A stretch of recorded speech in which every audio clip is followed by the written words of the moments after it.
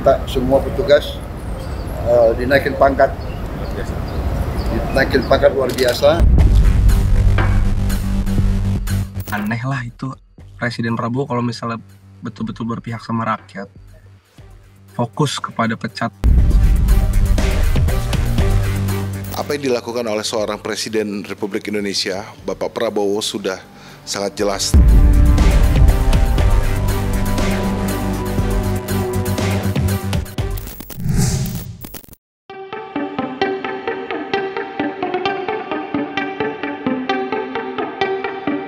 Memasuki awal bulan September 2025, aksi massa belum sepenuhnya reda. Republik masih bergejolak. Kemarin 1 September 2025, Aliansi Mahasiswa dan elemen masyarakat sipil menggelar aksi demonstrasi di depan gedung DPR MPR. Sejumlah publik figur dan pegiat sosial seperti Andovi Da Lopez, Jovial Da Lopez, dan Ferry Irwandi ikut menyuarakan tuntutannya bersama ribuan mahasiswa dengan membawa 17-8 tuntutan rakyat, yang artinya 17 tuntutan dalam 1 minggu dan 8 tuntutan dalam 1 tahun.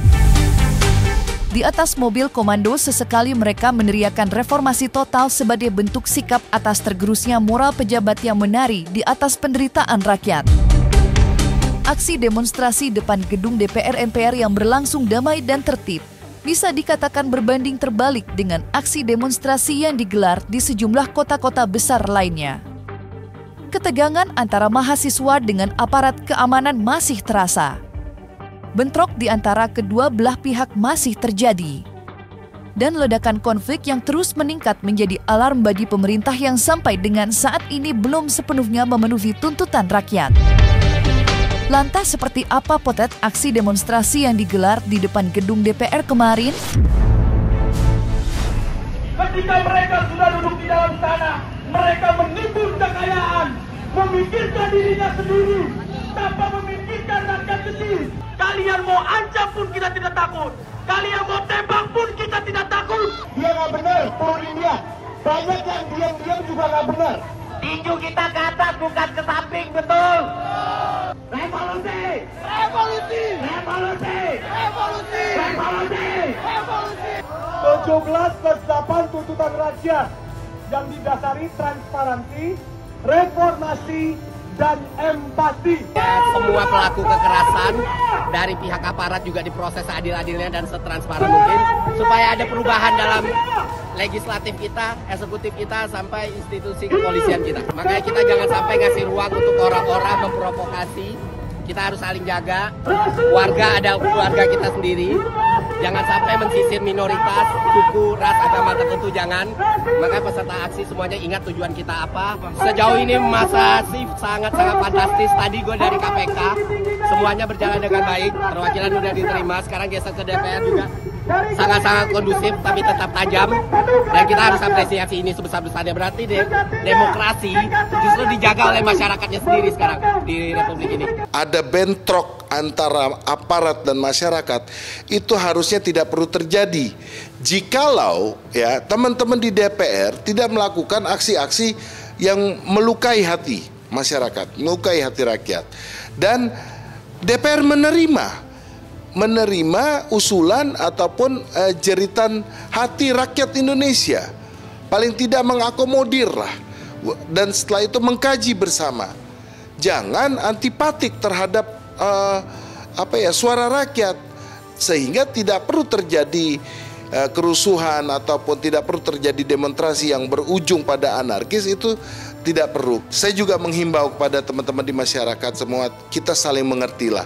Sudahi aksi-aksi yang saya rasa tidak perlu, menahan diri. Dan saya rasa apa yang dilakukan oleh teman-teman perjuangan di luar sana sudah cukup luar biasa. Dan kita yakinkan, kita percayakan pada pemerintah, apa yang kita inginkan sebagai rakyat Indonesia bisa terrealisasi.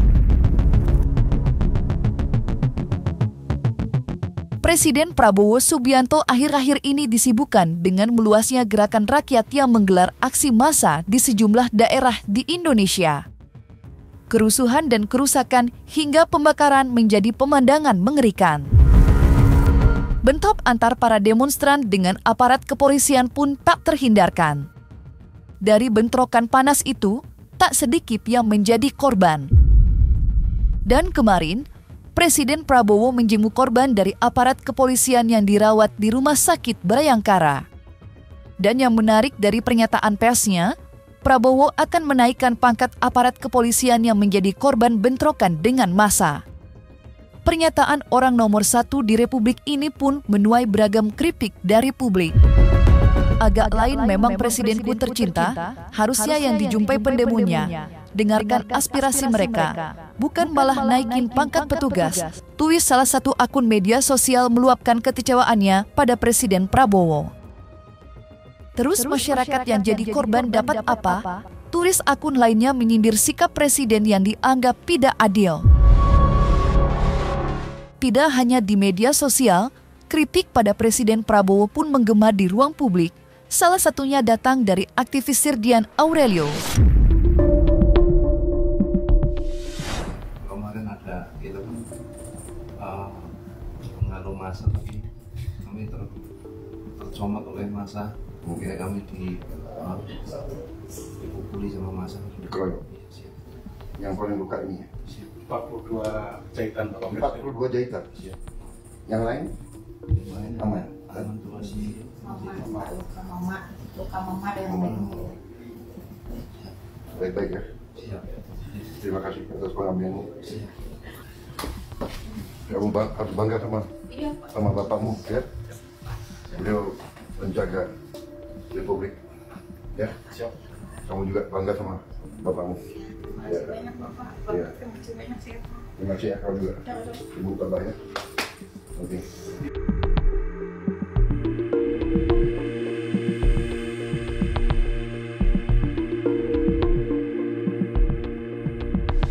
Yang cedera 40 berapa? 43 yang cedera, sebagian besar sudah pulang. Sekarang masih 17 ada di sini. Minta semua petugas dinaikin pangkat luar biasa karena bertugas di lapangan membela negara, membela rakyat, ya kan, menghadapi anasir-anasir. Kalau demonstran murni yang baik justru oleh aparat harus dilindungi. Hak menyampaikan pendapat dijamin oleh undang-undang. Tapi ada ketentuannya. Demonstrasinya harus damai. Harus sesuai undang-undang. Jadi undang-undang mengatakan kalau mau demonstrasi harus minta izin dan izin harus dikasih. Dan berhentinya jam 18.00. Di banyak tempat saya dapat laporan datang truk-truk, di situ ada petasan-petasan yang berat, yang besar, dan ini anggota banyak kena petasan.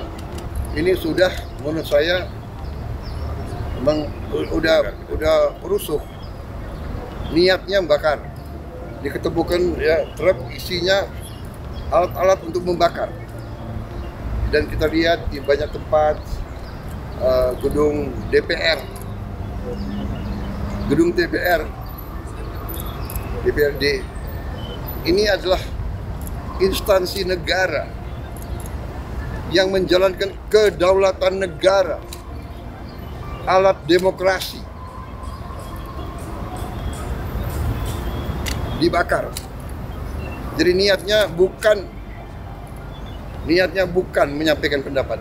Niatnya adalah bikin rusuh. Aneh lah itu Presiden Prabowo kalau misalnya betul-betul berpihak sama rakyat, fokus kepada pecat Kapolri yang selama ini nggak akuntabel gitu, memberikan banyak pelanggaran HAM, Kanjuruhan, Gama, Sambo, Afan dan lain sebagainya gitu. Kedua, instead of memberikan menaikkan pangkat dan menunjukkan ke publik seakan-akan internal kepolisian lagi oke-oke aja, lebih baik tunjukkan ke publik apa langkah Presiden Prabowo dalam menginvestigasi para pelanggar HAM dalam demonstrasi kemarin gitu dong. Perlakuan adil untuk korban pelanggaran HAM dari aparat adalah menghukum seberat-beratnya pelaku dan dalangnya. Yang kedua, memastikan tidak akan terulang lagi, makanya perlu direformasi kepolisian ini. Termasuk kalau perlu senjatanya dilucuti, nggak boleh pakai senjata, nggak boleh gas air mata, nggak boleh rantis. Itu keadilan buat korban. Dikasih penghargaan pahlawan nggak nyambung. Tugasnya yang menenangkan publik adalah negara. Dengan apa? Dengan senjata? Enggak, tapi dengan dialog. Tuntutannya dikabulkan, dipenuhi. Itu cara kemudian menenangkan publik. Untuk Bapak Presiden, Pak, sekali lagi saya sampaikan bahwa jeritan rakyat sudah sangat luar biasa, Pak. Dan kali ini Bapak turun, Bapak menyelesaikan. Alhamdulillah, itu yang ditunggu oleh masyarakat, Pak. Itu yang ditunggu oleh rakyat. Dan kemana lagi masyarakat akan mengadu, kemana lagi masyarakat akan dan rakyat akan mempunyai pegangan hidup, pegangan kepercayaan, kecuali kepada pemerintah yang bersih, pemerintah yang mendengar, pemerintah yang adil, dan pemerintah yang bisa mengayomi seluruh rakyat Indonesia. Sebagai public figure di luar sana ataupun influencer, membakar keretakan persaudaraan kita. Di sini tidak ada kubu A, kubu B, kita hanya satu, yaitu Indonesia. Kita hanya satu, persatuan Indonesia. Aksi demonstrasi yang melibatkan sejumlah kelompok mahasiswa dan aliansi masyarakat yang digelar di depan gedung DPR RI merupakan gelombang demonstrasi lanjutan dari protes-protes sebelumnya. Massa aksi membawa spanduk dan poster berisi kritik tajam terhadap kinerja DPR. Buruknya kinerja anggota Dewan Perwakilan Rakyat dan isu kenaikan gaji dan tunjangan menjadi pemicu utama meluasnya gerakan demonstrasi secara nasional. Masyarakat merasa bahwa wakil mereka di parlemen lebih mendahulukan kepentingan pribadi daripada kepentingan rakyat. Hal ini diperparah dengan sikap DPR yang kerap dianggap arogan dan tidak responsif sehingga memicu gelombang protes. Pada akhirnya, aksi demonstrasi yang mengkritisi kinerja DPR adalah cerminan dari krisis kepercayaan yang mendalam. Kritikan tajam terhadap DPR juga disuarakan Ketua Barisan Center 08, Andrew Kaisario, yang meminta pertanggungjawaban anggota DPR atas kegentingan yang terjadi di negeri ini. Adanya pertanggungjawaban dari anggota Dewan yang melakukan tindakan yang tidak pantas dalam keprihatinan bangsa ini yang sedang berjuang, itu sudah diberikan sanksi. Ya, artinya dengan adanya pemberhentian dan lain-lain, dan itu adalah keputusan ketua partai harusnya. Tapi alhamdulillah apa yang menjadi keinginan masyarakat sudah direspon. Pertama, kedua, adanya permintaan maaf dari beberapa yang sudah melakukan, walaupun lewat media digital ataupun apa, dan itu harus kita juga apresiasi. Yang diinginkan masyarakat adalah hasil akhirnya. Yang diinginkan dari masyarakat itu adalah bukti nyata. Bukti nyata yaitu apa? Undang-undang itu harus ditegakkan. Satu. Terus kedua adalah yang diinginkan oleh masyarakat itu bukan hanya sebagai janji politik, tapi aksi nyatanya yang berfaedah untuk masyarakat. Contoh, pajak tolong direvisi, ya. Terus gaji DPR yang atau tunjangan yang tidak perlu tolong ditiadakan. Artinya apa? Masyarakat di situ juga mungkin akan mengerti dan terobati lah. Ya, presiden aja sering kali bilang untuk efisiensi, pengetatan anggaran dan lain-lain, mengatur APBN kita bagaimana cukup untuk tersebar kegunaannya yang dilakukan oleh pemerintah ini, yaitu ada makan bergizi dan lain-lain lah. Itu harus bagaimana ibaratnya pemerintah ini mengatur kantong-kantong itu semua. Dan hasil pajak yang cukup besar ini harusnya digunakan untuk kepentingan bangsa yang lebih berguna gitu, yang lebih merasakan dan tepat sasaran. Partai politik harus punya marwah. Jangan sampai anggota partai kita merusak kredibilitas partai itu sendiri. Rentetan aksi massa yang berlangsung sejak tanggal 28 Agustus kemarin tidak hanya menimbulkan kerusuhan, tetapi juga penjarahan di rumah-rumah anggota DPR RI, bahkan rumah Menteri Keuangan Sri Mulyani tidak luput dari penjarahan massa. Barang-barang berharga raib digondol massa yang beringas. Mereka tidak hanya membawa harta benda dari rumah pejabat, tetapi juga melakukan perusakan. Sontak saja aksi penjarahan yang dilakukan orang-orang tak bertanggung jawab tidak hanya mencoreng citra para demonstran, tetapi juga dari publik. Menanggapi aksi penjarahan, pemerintah dengan cepat memerintahkan TNI dan polisi menindak tegas para pelaku. Perintah Presiden Prabowo yang tegas terhadap aksi penjarahan mendapat dukungan luas, tidak terkecuali dari Ketua Relawan Barisan Center 8, Andrio Kaisario. Apabila terjadi hal-hal yang menyangkut soal keselamatan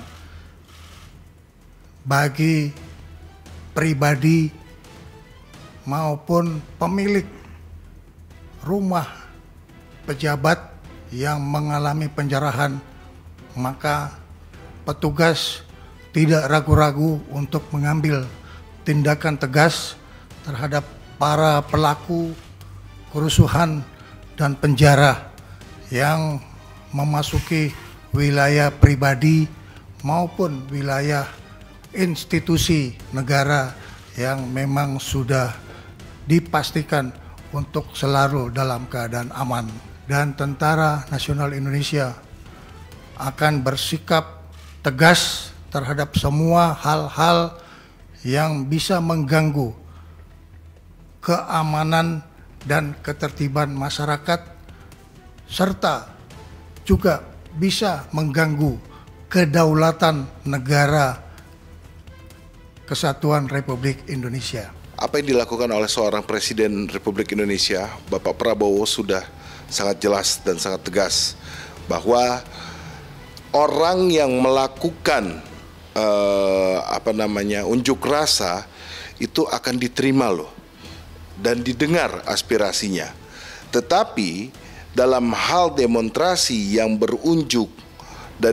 berujungnya itu adalah anarki dan merugikan, itu harus ditindak dan tidak boleh tidak ditindak, karena negara harus hadir di dalam seluruh kegiatan, di dalam seluruh peristiwa yang ada. Nah, hadirnya negara ini yaitu untuk menjadikan problem solver yang ada. Masih ada penjarahan ke rumah anggota dewan ataupun ke rumah para pejabat tersebut. Ada yang bilang itu wajar, ada juga persepsi yang bilang itu sangat tidak wajar. Karena ada yang bilang wajar karena dari rakyat kembali ke rakyat. Ada juga yang bilang itu kita menyalahi aturan hukum. Kalau saya pribadi, saya bilang jujur, apa yang dilakukan spontanitas di lapangan oleh masyarakat itu masih kita bisa pahami dan kita bisa mengerti. Tetapi yang berujung aksi perampokan, aksi penjarahan, itu sudah menyalahi aturan hukum. Bagaimana wajah negara kita ketika ibaratnya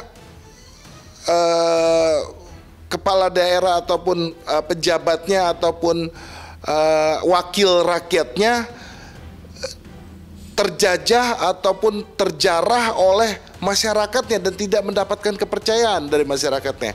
Bagaimana investasi bisa masuk ketika ibaratnya dari rakyatnya sendiri aja tidak ada kepercayaan.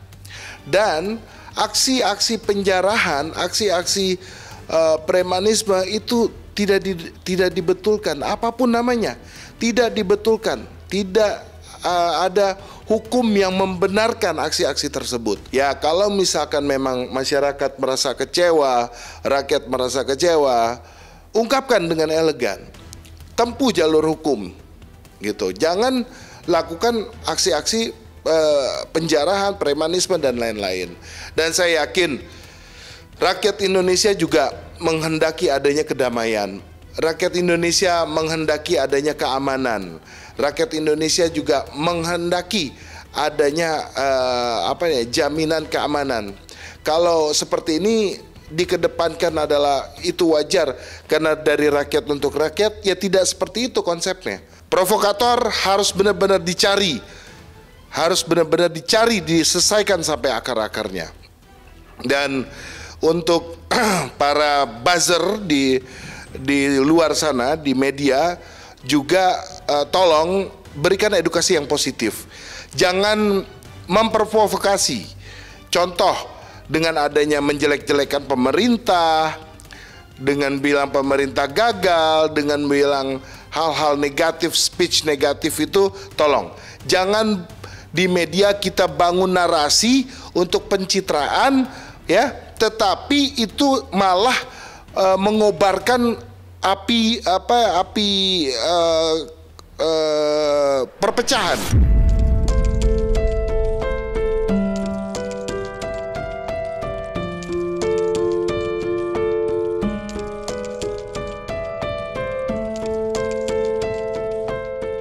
Nah, selesai sudah Cumi Lovers. Jangan lupa untuk like, subscribe, dan juga share channel YouTube Cumi Cumi.